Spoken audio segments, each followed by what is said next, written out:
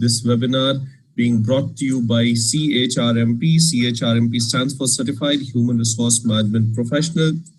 CHRMP is a globally recognized HR certification which is competency-based.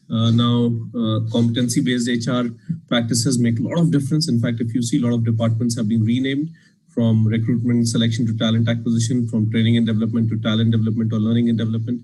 There is a lot of reason why it's being renamed. The reason largely is following of competency-based practices. So CHRMP is a competency-based HR certification. We are talking about 5,600 test centers in which this certification can be taken in 190 countries. We are talking about certification partner being Pearson VUE and more than 10,000 strong alumni base working in different organizations across levels. So just go to LinkedIn, type CHRMP, and you'd be able to see people working right from HR director, CHRO level to you would have people at HR executives, HR VPs, compensation benefit planners, compensation benefit executives. You would be able to see CHRMPs in different parts of the world at different levels, right? My name is Animesh Rai. I head the training and certification vertical for CHRMP in India and Asia Pacific and AU regions. I come with about 17 years of work experience in human resource management.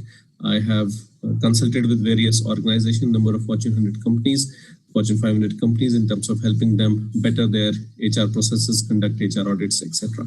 I would be the lead facilitator for you in today's webinar, and I'll be sharing this very interesting topic, which is about compensation benefit planning, right?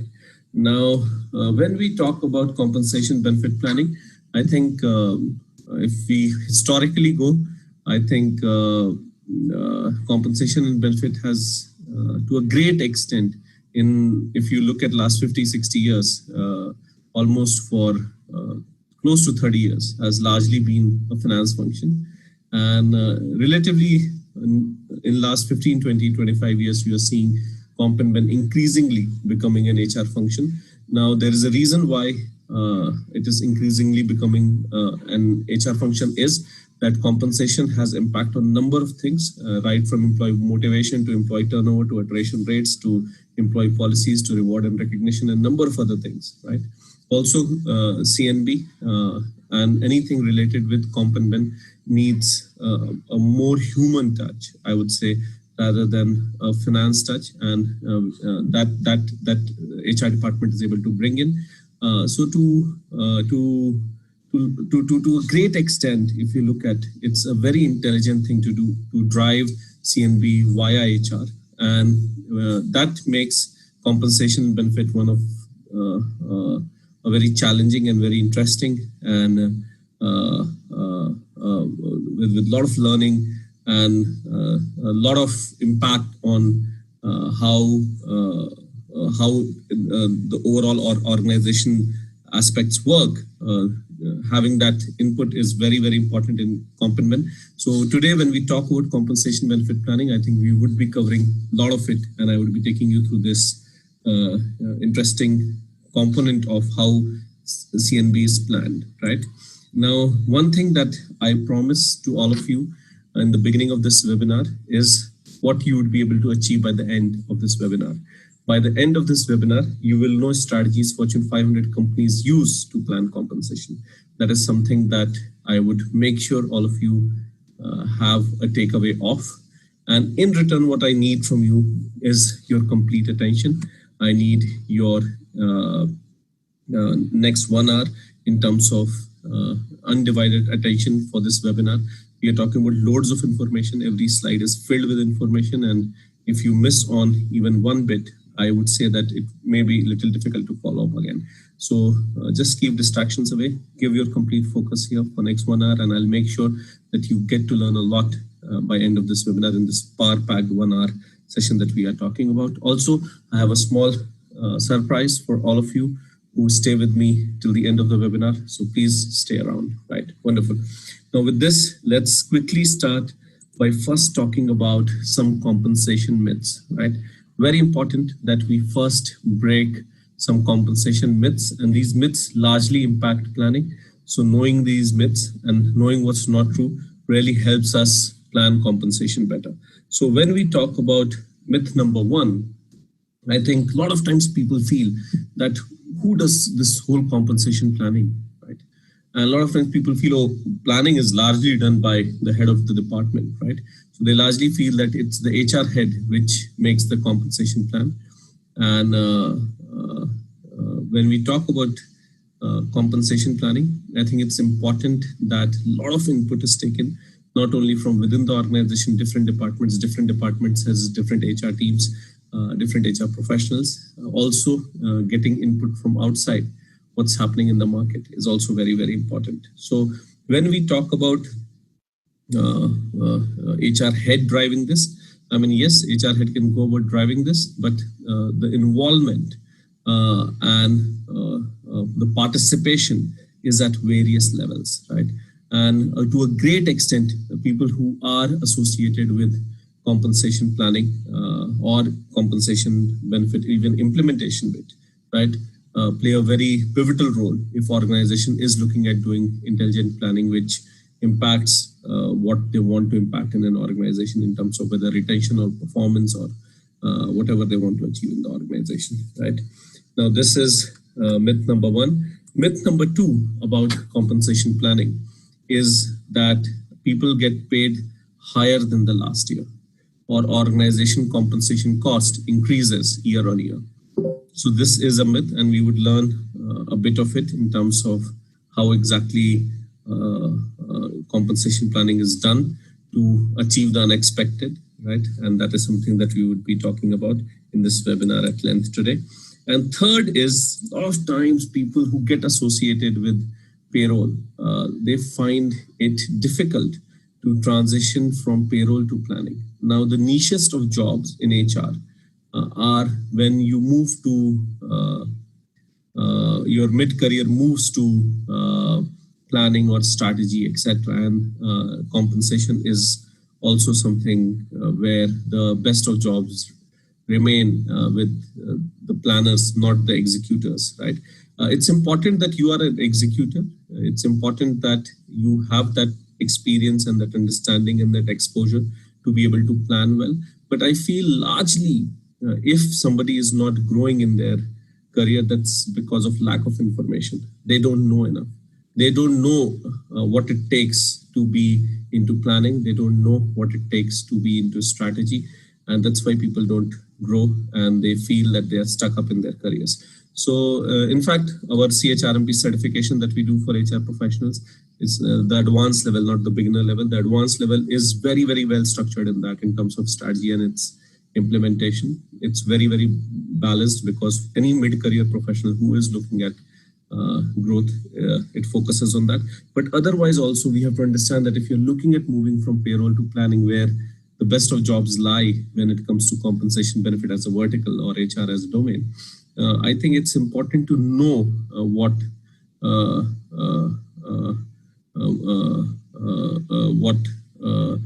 you have to do and what lies in planning, right? That is something that is very, very important. And I think you would have first set of information today when we finish the webinar today, where you would have a good idea of what it takes in terms of to do planning and compensation benefit, right? Great. So first thing, again, when we talk about compensation benefit, a lot of times people say CNB, CNB, CNB. And it's important that we know the difference between compensation and benefits to begin with, right? And I would just like to quickly reiterate in terms of what compensation stands for and what benefit stands for. Now, remember, compensation is the monetary value that you provide for the work performed. Now, money, monetary, right?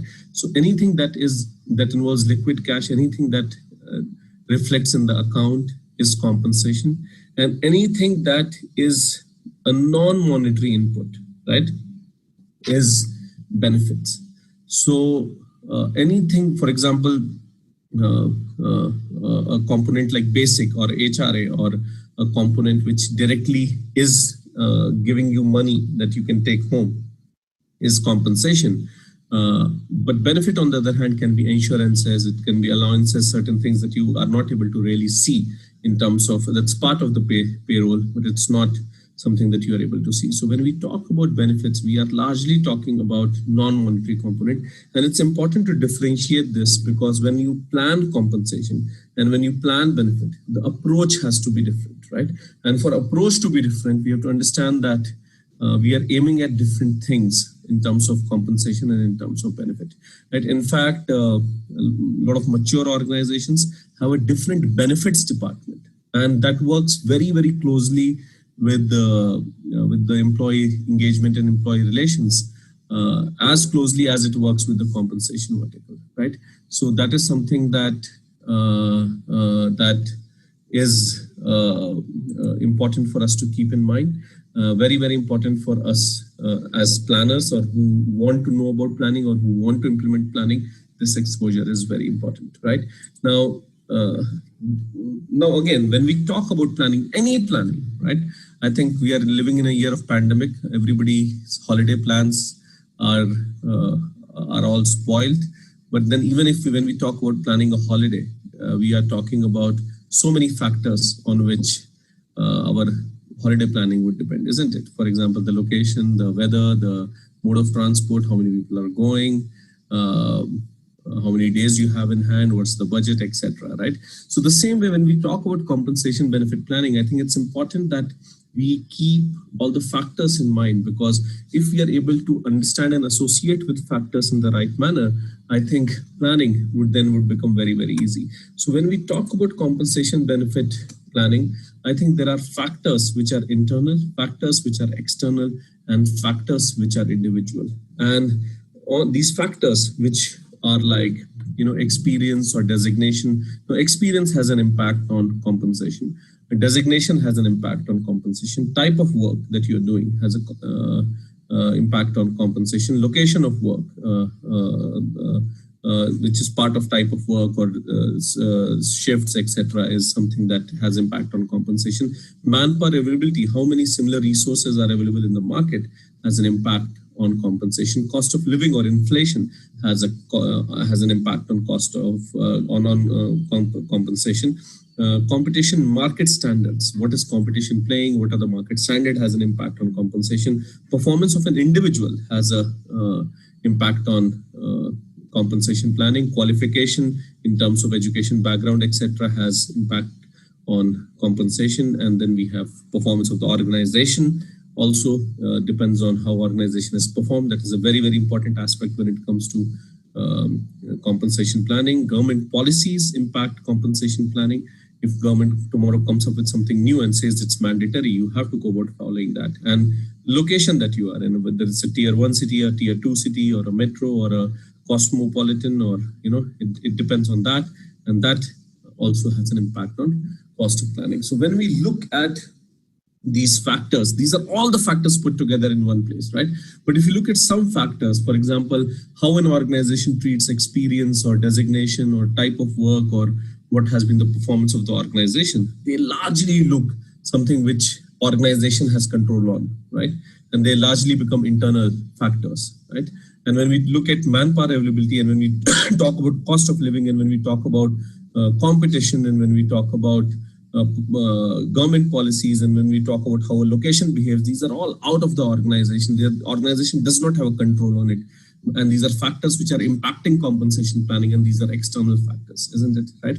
And when we talk about performance of an individual, then we are talking about an individual driving compensation planning by performing so well, right? So that is something that is a internal individual factor, right? Now, so if you see experience, designation, type of work, qualification, performance of an organization, these are all internal factors. Government policies, location, manpower availability, cost of living, competition is all external factors, and performance of individual is a individual factor. Now, in compensation benefit language, you don't call it factors, actually. You call it equity, right?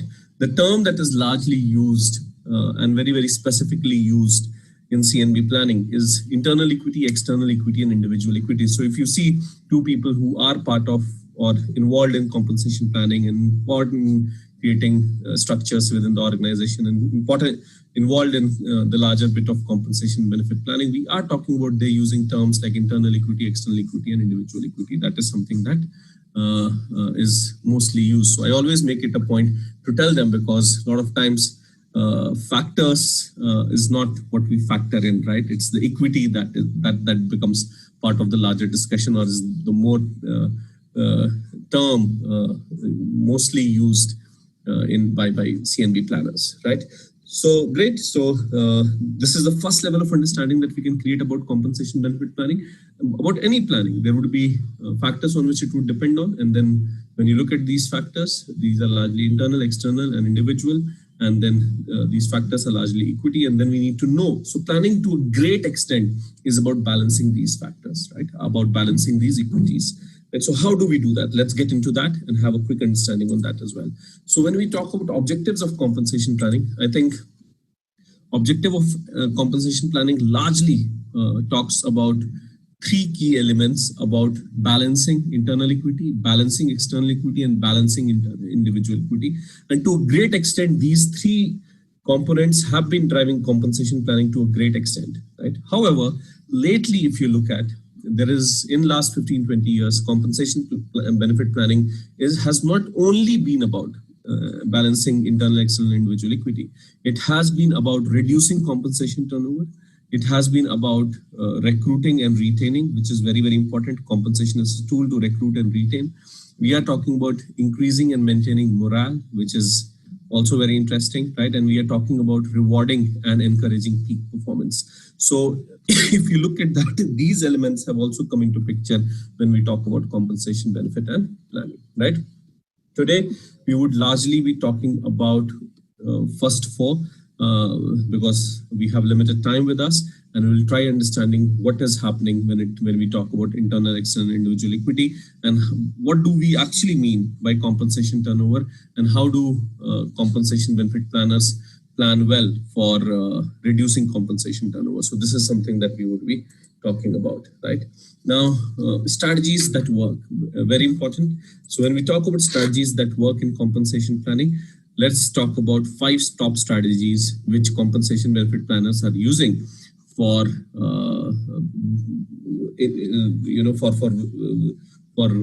doing some amazing compensation plans and creating some very nice compensation structures, etc. Right? So when we talk about strategy 1, I think when it comes to balancing internal equity, compensation benefit planners use salary slabs or salary structures, right? So that is what they do. They go about creating pay grades, or they go about creating salary slabs, or they go about creating salary structures, and that is being used for balancing internal equity. Now, let me give you an example. So let's say we are talking about salary slabs, and salary slabs may be of 2 types. It can be one with step increment and other one with grade range. And I'll talk about the difference, but largely let's understand the essence of it. So what do we talk about salary slab when we say, let's say, salary slab with a step increment? What do we mean? So when we talk about salary slab with step increment, we mean that we are talking about your salary being broken down into a minimum and a maximum, and then there are graded structures in between, which is giving inputs to the business, which is giving inputs to recruiters, which is giving inputs to HR professionals in terms of how do we go about paying people in the organization. So for example, different positions can have different grades. Let's say the grade is $12,000 to $15,000, and with in between step increments of $12,750 and $13,500. So basically, when you talk about, let's say, a senior software engineer, we are talking about, or a team leader, we are talking about $12,000, $12,750, $13,500, or $15,000, right? Now, now look at this, how exactly it's balancing internal equity, right? Now, what were internal equity? We were talking about qualification, we were talking about experience, we were talking about type of work, we were talking about all these elements that were there in internal equities. Now, how is this balancing? So let's look at this, right? So when jobs are advertised, largely jobs have experience level as well, isn't it, right? So we are talking about, let's say, 2 to 5 years experience. Now, how do a compensation planner then justifies that people at the same designation get different salaries, right? Also because there is different experience that is involved, isn't it, right? So for example, if we are talking about somebody with 5 years of experience, we are talking about $15,000 being given. If we are talking about somebody with 4 years of experience, we are talking about 13,500 being given. If we are talking about somebody with 3 years of experience, we are talking about $12,750 being given. And if we are talking about somebody people with 2 years of experience, we are talking about $12,000 being given. So if you look at this, this is perfectly fitting well with this whole scheme of experience or even qualification. For example, look at this. Like for example, you pick people from top grade colleges, you pay $15,000, and if you pick people from a grade lower, we are talking about 13,500, and we are talking about even a grade lower than that, or a tier 3 college or tier 2 college, we are talking about 12,750, and then we are talking about a tier 4 college, we are talking about $12,000. So even if designation is same, even if you're talking about hiring on the same designation, on the same level as well, still we are talking about different salaries being paid.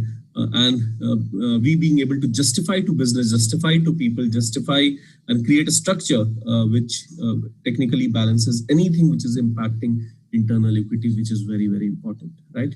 Now, this was traditionally used when we talk about step increment. If you look here, what are we talking about? We are talking about 12,000, 12,750, 13,500 and 15,000, which basically means when this was created, these earlier there were a lot of manufacturing units and there were unions, and then the salary discussions was between management and unions, and they would come up with elements like these, and then they would look at creating pay parity, and then they would look at driving this through. So then either you would pay 12,000 or you will pay 12,750 or you will pay 13,500 or you will pay 15,000. But then this was not very conducive, because if you look at there is not enough flexibility in this structure, right? Because if somebody, let's say I am paying 13,500 and my competitor pays 13,750, then I cannot pay 13,750. I can only pay 15,000, right? So there was this whole structure, because you didn't want to disturb it. You had to stick to, and then you will lose the talent, right? You needed a structure which is much more flexible, right? Where if somebody pays 13,750, you pay 13,750, or you pay 13,800, or you pay 14, and then you go about, making sure that all the effort, everything that goes in terms of recruitment is not wasted, right? So basically, as a better version to this, to salary slabs with step increment, came in salary slab with grade range, right? So here what happened was you simply made a minimum and a maximum, and there was absolute flexibility in between, right? Which means if we are talking about $4 lakh to $6 lakh, this is the complete pay package, complete salary slab that we are talking about. It is now up to the organization in terms of how they go about paying people from $4,000 to $6,000, which means technically, let's say I paid 4.4 and the competition paid 4.6. You go and match 4.6, and then the competition pays 4.8. You go about bettering it by paying 4.9, which means absolute flexibility in terms of what lies in between the minimum and the maximum bond, or in between the grade range. You were able to do that, and this was very, very flexible, and this is what you are seeing in maximum number of organization that is being followed, and this is largely helping in compensation planning in terms of balancing internal equity. Remember that it is helping organizations largely in terms of balancing internal equity. Now, one more thing about internal equity, which is very, very important when you go about paying people with grade range or whether with step increment, it does not matter, is the maintaining of median. Maintaining of median. Now, what is median? Median is the midpoint of the salary range, right? So if we are talking about grade of 4 to 6 lakh, right, the midpoint is 5 lakh. Now, when you are paying people in a team, now I reiterate, it is very, very important, guys. Remember this. This is the key to strategy 1, which is maintaining internal equity, to be able to maintain internal equity and to be able to drive this, maintaining median becomes very, very important. And the way you maintain internal equity is that when you pay a group of people who are working in same role, same designation, you go about making sure that the average salaries being drawn by everyone, average salary being drawn by the group is the median, is as close to median or preferably should be median, which means if you are, let's say, paying team leaders or senior software engineers or anybody, right? And we are talking about 20 people, then if you put all their salaries and divide it by 20 in a 4 lakh to 6 lakh grade range, their average salaries should be 5 lakhs. It is very, very important that we go about maintaining that, right? Now, reason why it's important about maintaining that is, so let's say, I was working somewhere and I got a package of 4.2 lakhs and I got very happy. I gave everyone a party and I joined the company and I started working, and within 3 months of the company, I realized that the person who's sitting next to me, who's asking me doubts, is getting 5.6, right? And I'm getting 4.2, right? So from a human point of view, it's very, very important how much I earn. But what is also very, very important for me is how much other people earn. Now, I understand that organizations have policy where they talk about salary cannot be discussed in open, etc. But largely, a lot of people know what organization is paying. There is no doubt about that, right? So this creates discontent, right? This creates dissatisfaction, and people tend to quit the organizations because they feel that they are being underpaid. But the same scenario, if I was getting 4.8 and the other person was getting 5.2, right? If the difference is not much, and if you look at 4.8 plus 5.2 divided by 2 is 5, then probably at 4.8 I would be motivated that let me perform 4.5 out of 5, right?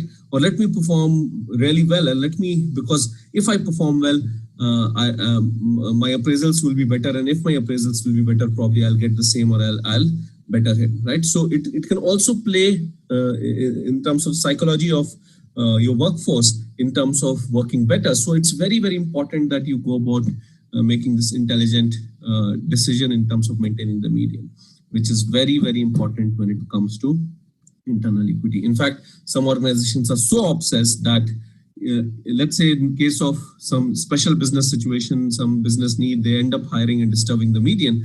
They ensure that incoming appraisals, even at the same performance level in the team, somebody who's getting paid more because of which the median got disturbed, even for the same performance, the hikes may vary, right? And you would want to maintain the median. So organizations are very, very particular about that. Sometimes when budgets are released to recruitment, they do not release 4 to 6 lakh, they release 4 to 5.2 or 4 to 5.4, making sure that recruitment realizes, or even without realizing, when they make a hire which fits into the median and maintains the median, which is very, very important. So this is very essential when it comes to compensation benefit planning, guys, right? Everyone with me? All of you are able to see me, hear me. You are able to see my screen. A quick yes on the chat box. Everyone, a quick yes on the chat box. Hi guys, a quick yes on the chat box. Thank you so much. Thank you for the quick yeses. I'll be taking all the questions towards the end of the webinar. Please feel free to type in all your questions in the Q&A box. I'll be taking it towards the end, right? Okay. Now coming to strategy 2, we are talking about 5 strategies. We are 1 down. We have 4 more to go. So we are talking about strategy number 2. Strategy number 2 is balancing external equity. It's about balancing external equity. Now, balancing external equity is not very easy, right? And it's like quite deep, right? So probably I cannot cover it in entirety, but I would give you enough information so that you know how exactly the approach is, right? So when we talk about external equity, I think we are talking about what market is playing, what cost of inflation is, how locations, how industries are behaving. All these are very important indicators and inputs that we need to have in terms of being able to plan salary better, because I mean, there are a lot of compensation metrics as well that you need to follow. For example, one of the metrics is whether you're talking about lead, lag, or match, right? Lead means you're paying better than what your competitors are paying. Match means you are paying same as what your competitor is paying. Lag means you are paying less than what your competitor is paying. Now, all that is something that gets into that. But the way you go about approaching external equity is by finding out information. So either compensation benefit planners buy these surveys. These surveys are largely conducted by organizations which are of repute and who go about collecting a lot of information like William Mercer, McKinsey, KPMG, etc. Or you can also go about you have government of India or government of different countries, whichever we are talking about, pay commissions, etc., wage boards report that may indicate that, or you may have some old data that is available if you don't want to, if you don't have budgets to buy salary surveys, though they're not very costly. I would always advise organizations to go ahead and invest in that so that you're able to, and then they break it down really, really well in terms of industry, in terms of level, in terms of experience, in terms of what is paying, what is the location, what is the impact of policies, what is X and Y and Z. So you get this whole input, and then based on this, you can do a match with your organization, and then you can go about taking a call. So largely when we talk about external equity, I think that is something that we go about following, right? Now, let's come to strategy 3. Now, strategy 3 is about balancing individual equity. Very important, right? It is about balancing individual equity. Now, when we talk about balancing individual equity, now this happens a lot, guys, right? And a lot of times, look at this. Organizations are known for processes and systems, right? Now, if they have gone about setting up a process in terms of compensation, then it's very difficult to break it for one individual, right? But there can be cases of unseen performance, something that you have not gone about seeing before. So there you will suddenly find an individual who would like really crack it up really well, right? For example, I had a friend who was in UAE, and he was working with a bank, and he was given a target for a year, and he was able to achieve the target in 3 months, right? And then the bank didn't know what to do because this had not happened with them before, right? I mean, yes, what had happened was 100% achievement of target, but what had not happened before was that in 3 months, somebody achieved 100% of the target, right? Now, organization had set up pay structures where there was fixed and variable, and then there were incentives, but everything put together on 100% achievement. So the variable was such that, let's say 4 lakh dirham was the 6 lakh dirham was the package, and 4 lakh was fixed, and 2 lakh was variable based on performance. Then you get 2 lakh if you achieve 100% of your performance, and that is what the structure was. So it was a closed-ended pay structure. But again, you may have somebody in the team who just smashes it out. So if somebody has already achieved 100% in 3 months, what do you do? So basically what they did was that they sent him on a leave because they came up with this whole policy. They consulted and they came up with this policy of flexible pay structures or open-ended pay structures, right? So when we talk about balancing internal equity, we are talking about amazing performance. We are talking about performance that has not been seen before. We are talking about this critical incident in an organization where somebody has outperformed everybody else. Now, if you want to pay him or if you want to reward him, right? And let's say you do not have a very good rewarding structure, and to a great extent, reward is still more of a recognition along with it, right? But we are here talking about making it largely driven by compensation. Then how do you do that? Because if we are talking about an organization structure, the level 1, level 2, level 3, level 4, level 5, that's the org structure. And then pay grade 1, pay grade 2, pay grade 3, pay grade 4. So max, what you can do is move the person to the on the higher side of the pay grade, or you can change the level so that the pay grade increases. But then these are all organization and administrative decision, and these are all also additional things that comes into picture, right? So a better thing to do is to come up with open-ended pay structures. Very important, guys. What is a better thing to do? To come up with open-ended pay structure. Now, what does an open-ended pay structure look like? Now, if you achieved your 100% of the target, you get what has been promised on your paper, right? In terms of your appointment letter, etc. But if you achieve more, which means, let's say you achieve a target between 100 to 200%, you get additional 2%, you're talking about 200 to 5%, you get 3%, and greater than 5%, you get 5%, which means technically, if a person achieves 1,000%, still he's getting paid more. If a person achieves 2,000%, still person is getting paid more, right? I mean, the structure may change. I have seen structures where 100 to 200 is 5%, 200 to 500 is 3%, and 500 up is 2%. Sometimes it's 0.1%, depending on the organization, depending on the deal, depending on the revenues, depending on what the sale value is like. I mean, you may have, but having an open-ended pay structure is very important, especially for core functions, right? I mean, sales is a very, very tangible example, but same can be true for operations as well, right? Yes, I do understand you have a choice when it comes to HR, when it comes to support functions in an organization, but as many organizations where you would want people to be driven when it comes to achieving performance levels and like not seen before. I think it's important that elements like this come into picture and you come up with an open-ended pay structure as suggested in here, right? Now, this is your strategy 3. Now, let's talk about strategy 4. Now, when we talk about strategy 4, I think, remember we talked about objective of compensation turnover. And then we talked about internal balancing, internal equity, external equity, individual equity. And the 4th point there up was reduction in compensation turnover, right?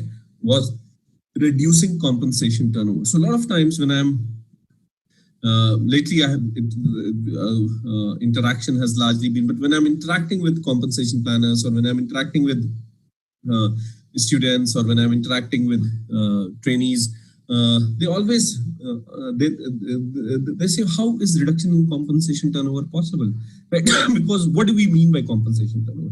We are talking about compensation turnover being the entire amount organization pays as salaries. Largely, if you, in a very, very simple term, if I have to put it across, right? Overall reduction in the total amount organization pays in salaries, which means if the entire organization was paying $100 as salaries, let's say, for example, then in the coming year, it pays 99 or it pays 100 and does not give a hike. Or if the yearly hikes was, let's say, 8%, then it does not give 8%, but it reduces the overall component to 104, right? But we are talking about reduction in compensation turnover, and reduction in compensation turnover is real. There are a lot of surveys which finally determine it back to you, saying that yes, reduction in compensation turnover is a reality, right? So it's a proven reality. I do understand. I mean, we need to take up a case and discuss it in detail to be able to completely agree to it, right? But then reduction in compensation turnover is a reality for one main reason. The reason is what will drive profits to an organization. What drives profit to an organization is more revenues and less cost, right? So if you look at the whole world and all organizations that we are talking about, they promise this to shareholders in terms of more profits. Valuation of company depends on that. Number of other things depend on that. But finally, when we talk about this, we are talking about more profits, and we are talking about that being achieved by getting more revenues and reducing cost, right? Getting more revenues means diversifying your product offerings, reaching out to new markets, coming into new line of business, etc. And reducing cost means wherever you can go about reducing cost. Now, manpower is a huge cost, right? In fact, if you take up manufacturing, etc., there are other costs as well. There is cost of production and there cost of inventory and cost of transportation.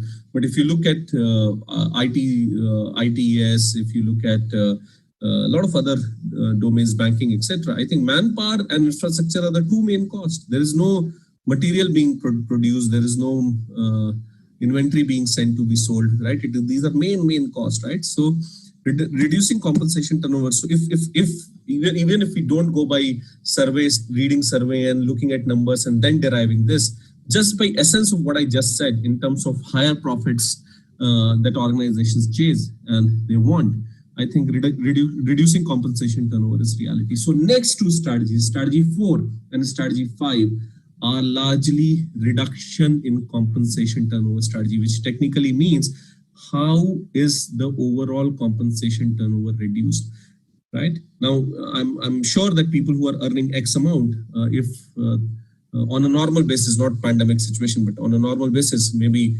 if organization does well, then all of them get salary hikes, right? But that doesn't mean necessarily that the compensation cost of organization is increasing. And let's understand how exactly they are looking at achieving it by knowing about strategy 4 and 5. There are a lot of strategies. There are about 10 12 strategies on reduction of compensation turnover only, but let me pick up 2 to talk about it so that you are able to at least have an understanding in the limited time that we have, right? Now, one is the strategy of ESOPs, right?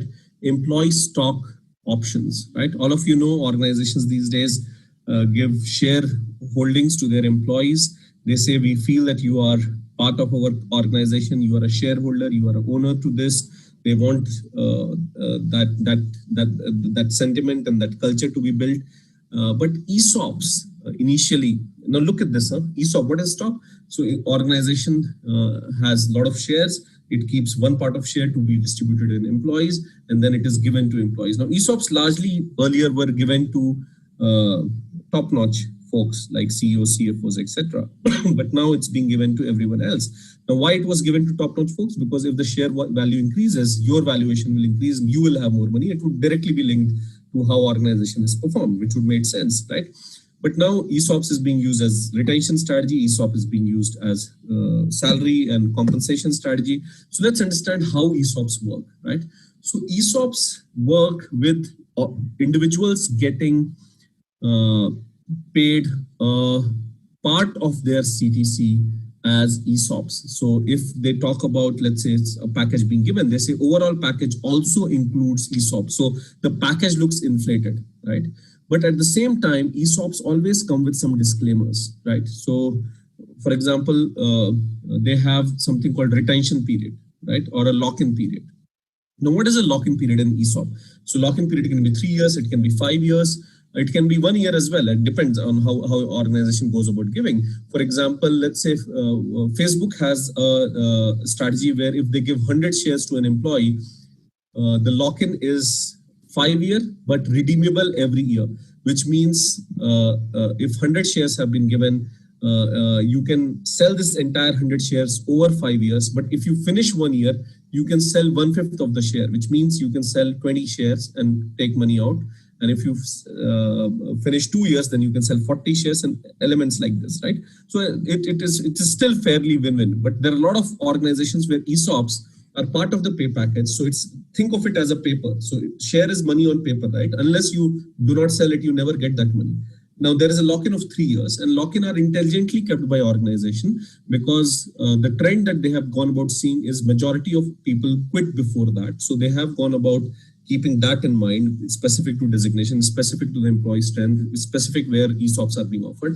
So now here is a piece of paper. It is given to employee A, and you are being told that we have given you share holding and your overall package looks like this, and there's a lock-in of 3. Now, because overall trend is that people are leaving before 3, when this person goes out and person B comes in, the person A does not benefit because it is a paper which was given to him and it was only applicable if you finish that lock-in. So the person has not finished the lock-in. He has gone for better career pastures and he has gone out for whatever reason. You move that paper and then you give it to person B, which means you are technically circulating the sheet of paper which has a shareholding, but largely to a great extent, it's never been really making money for the employee for majority of employees. I mean, I'm sure there would be people who would finish 3 years and 5 years and 10 years also in the same company, but majority overall ratio that we are talking about, right? So it assists in hiring, it assists in retention. At the same time, you have come up with intelligent lock-in periods where you are able to save money for the organization because majority of people actually do not benefit. Very, very interesting strategy when it comes to reducing compensation turnover. And strategy number 5 is one of my favorite strategies, very, very powerful strategy, is the concept of performance pay, Now, again, performance pay in 60s was largely for C-level, CEO, CFO level designations was when performance pay was there, right? But now I think even the security would have performance pay. Even reception would have performance pay. Now, how does performance pay work, right? You link a part of your package to performance. So for example, let's say somebody's package is 6 lakh or 600,000, right? Now, let's say fix this 4 and 2 is variable, and in that 2, 100,000 or 1 lakh, right? You make it performance pay, right? So if you make 100,000 or 1 lakh as performance pay, now it is dependent on performance. And your performance is being measured in a scale of 1 to 5, right? It's measured in a scale of 1 to 5. So when do you get this? So when do you get this 100,000, or when do you get this entire 1 lakh? You get this entire 1 lakh when you perform 5 out of 5. If you perform 4 out of 5, you get 80,000. You don't get 1 lakh. If you perform 6 out of 3 out of 5, you get 60,000. You don't get 100,000, right? If you perform 2 out of 5, you get 40,000. If you perform 1 out of 5, you get 20,000. Right?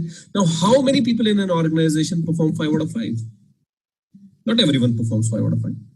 Right?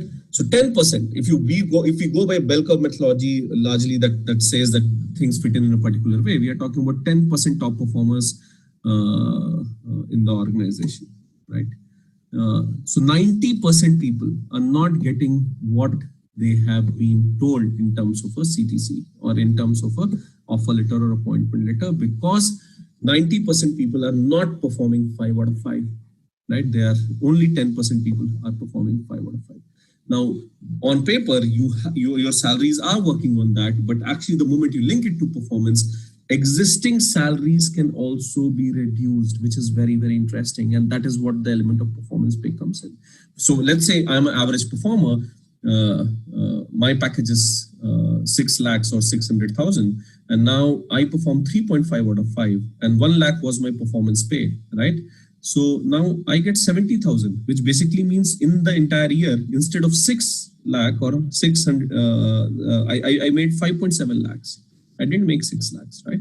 So, and this is applicable on 90% of the people. So organization is in a way working around in terms of reducing compensation turnover. Very interesting, isn't it, guys?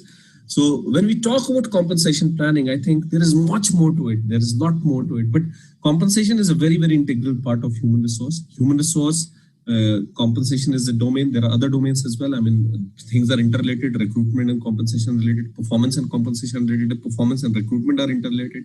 Performance and training are interrelated. There are a lot of engaging that is happening.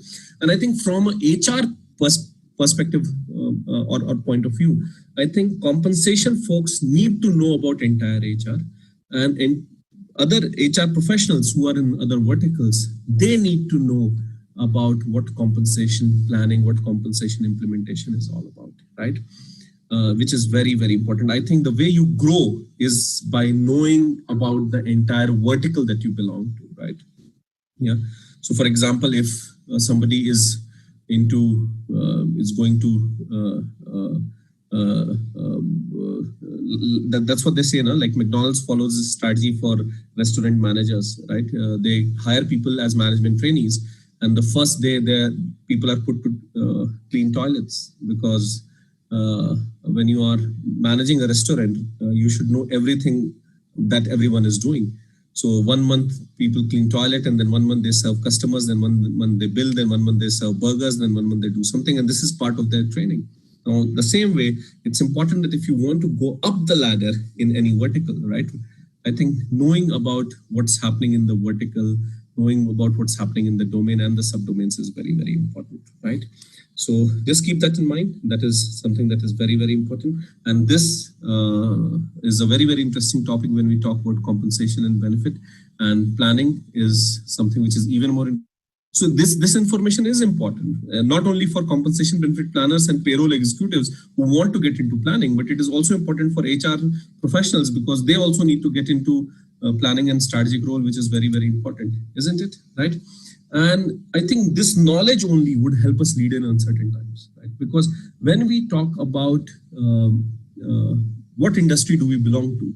I mean, these are uncertain times. There is no doubt about that. We are talking about a pandemic situation. We are talking about organizations and economy shrinking, and we are talking about people losing jobs, and we are talking about, but what industry, it's important to understand what industry we belong to. And it's important to understand that where does opportunity lie for us, right? Whether in this industry or any other industry, or in this role or any other role, right? Because HR roles are in almost all industries. That's the truth, right? But industry that we largely belong to is knowledge driven. We have to understand now whether it's banking, whether it's IT, whether it's manufacturing, whether it's hospitality, whether it's aviation, whether it's manufacturing, it is knowledge driven. And HR as a vertical is knowledge driven, right? So the only way you can lead is by having knowledge, right? It's like somebody having 500 years back, the biggest strength was leader of the tribe. The same way, I think the chap with the sharpest mind and the best knowledge is leader of the tribe. And I can keep saying this because it's important to get this, the industry that we belong to, and what would help us lead in this uncertain time. So what do you mean by leading, right? So when I say what I mean by leading, I mean, how do we stand out? How do we stand out? Because if an organization has to make a choice, so let's say in a pandemic situation, we had 20% HR professionals who have lost their jobs, right? Now, jobs have also shrunk, which means out of, if there were 100 jobs available, now there are 50 jobs available now, right? But now candidates are more.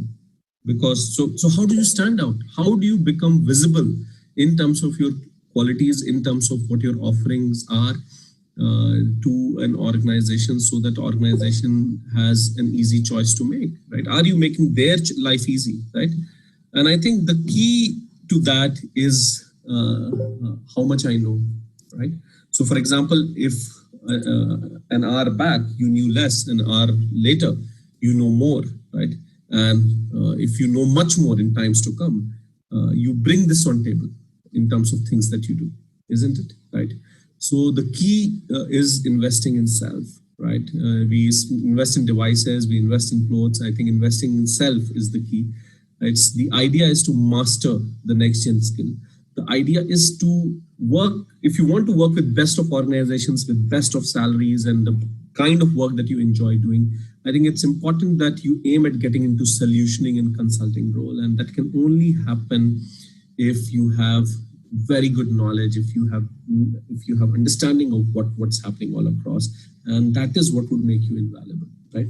And I always tell this, folks, a lot of people tell them that, I am working and I think I'm learning through experience, and I absolutely support learning through experience. Yes, we should learn through experience, and learning through experience is on ground, right? And it's real.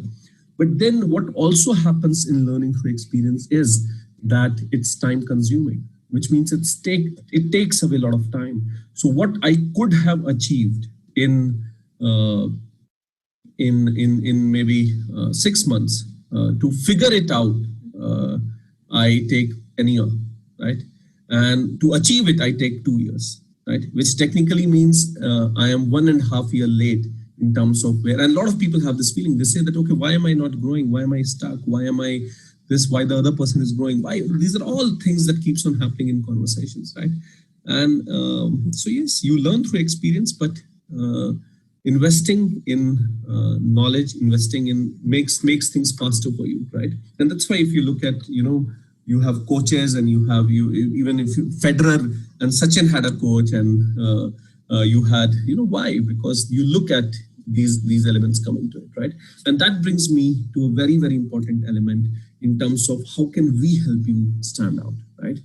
So CHRMP has this certification called Advanced Certification, Human Resource Business Partner, HRBP Advanced Certification, very, very well done certification. 13 years of our consulting from Ripples itself, from CHRMP itself, and people with, I come with 17 years of work experience. The whole team is very, very experienced, and we have worked with top-notch companies in terms of help them set up components like performance pay, a number of other things. And we bring this to entire HR, not only one vertical, which is comp and pen. Today, we are talking about comp and pen, but then if you are looking at growing in human resource, then advanced is the right certification for you. We are talking about 10 modules, right from visiting basics and correcting it and figuring it out in terms of job analysis, where you understand data segregation, you understand job descriptions, job specifications, and you understand how analysis is run, to this whole element of competency mapping. I did tell you that departments are changing names, the talent acquisition is the keyword now. It was recruitment selection before, and talent development. In fact, human resource is being called talent management, right? So how competency mapping happens, how indicators are written, how matrices work, how frameworks work, how competency mapping is done. You go about setting the ground for your understanding, and then we are talking about talent acquisition as a vertical. We are talking about all that you need to know in terms of recruitment, in terms of selection design, in terms of coming up with processes which are behavior based and competency based. For example, in group discussion that happens, right? I mean, you have 10 people having a group discussion. Now, I may like person A and one of you may like person B and another one of you may like person 3, which means 3 different results for a group discussion. But how do you make that group discussion evaluation sheet so interesting that whether I do evaluate or anybody else evaluates, we end up choosing that person which is right for the job, right? How do you go about doing that, getting into that, reducing manpower cost in terms of efficient planning is something that you go about learning here. Then you learn this amazing concept of behavioral event interviewing. BEI, I think one of the best ways of interviewing. It does not tell me about yourself. Why should we hire you? Where do you see yourself 5 years from now? What are your strengths? What are your weakness? Outdated questions. I think it's about if you're judging somebody on creativity and innovation, you should know what to ask, how to judge. Right? It gets deeper into that. So BEI is a very, very deep concept. Performance management, you learn a lot in terms of balance scorecards and 360s and assessment centers and MBOs and number of things that are very, very meaningful. You go about learning that, and you go about learning and development, where you learn the whole ADDIE, and then you learn triangulation, and then you learn goals, and then you learn blooms, and then you learn how objectives are written, how training plans are created, how development implementation is done, and then we teach you Kirkpatrick L1, L2, L3, L4, right? Not only the L1, which is the basic. In fact, we introduce you to a tool called Results Lab, which is very, very powerful, and a Kirkpatrick L3 tool. So all that is something that you go about learning. This is what is changing in the field of human resource right now, and this is something that we make you learn, right? We are talking about employee engagement, so we are talking about attrition rate, absenteeism rate, exit interviews, cost of attrition, policy implementation, success of policy measures. All this is something that surveys how exactly you go about learning that. Then we are talking about compensation benefit planning. A small bit of it is something that we covered today. But you learn salary slabs and flexible structures and point plans and emerging trends and optimization and competency benchmarking and grade creations. All that is something. I mean, we said 4 to 6 lakhs, but how did it come, right? We said 12 to 15 lakh, but how did you match and how did you create this whole parity in the entire organization, all that. And then a lot of other compensation reduction methods and other elements that we didn't discuss, right? HR policies in terms of its vision alignment, mission alignment, and then creation and updation and structuring and how organization policies are written. You completely go about learning that. And then we are talking about HR operations, which is largely about what we call is the old age personal management, right? But important of all the file management and document management in terms of offer letter, appointment letter, BG, background verifications, contracts, service agreements, joining formalities, leave management, how exactly the whole thing works is something that you go about learning here. 10 deep modules in all these components to prepare you and very, very well done modules, right? So it's not only implementation that we are talking about. There is a perfect balance of strategy and implementation, right? So you learn compensation planning, you also learn its implementation. You learn operations planning, you learn its implementation. You learn manpower planning, you learn BEI in terms of its implementation or selection design. So very, very well balanced program. The strategy ranges between 30 to 50%, and implementation in terms of best practices being done in the organization ranges between 50 to 70%. So very, very well done plan for anybody who's looking at moving up the career and prepare themselves well in terms of a successful HR career, right? Now, how does this happen? So it happens in blended learning methodology. Now, what is blended learning methodology? It's not just login ID and password that is given to you and you go about watching videos and learning. Yes, there are pre-recorded sessions, but there are live sessions, just like how we are interacting. You would have experts who would be taking you through different topics and different modules. So there would be expert-led deep dive sessions as well, where you would be learning all these concepts. So it's engaging. So it's not only buy a login and go and do it on your own.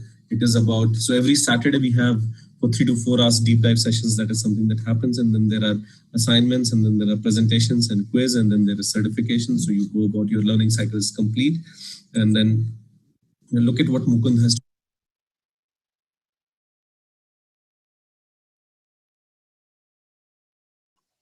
This is what the academy looks like. This is my login. I have logged in. So you enter your login ID and password, and you come to this page.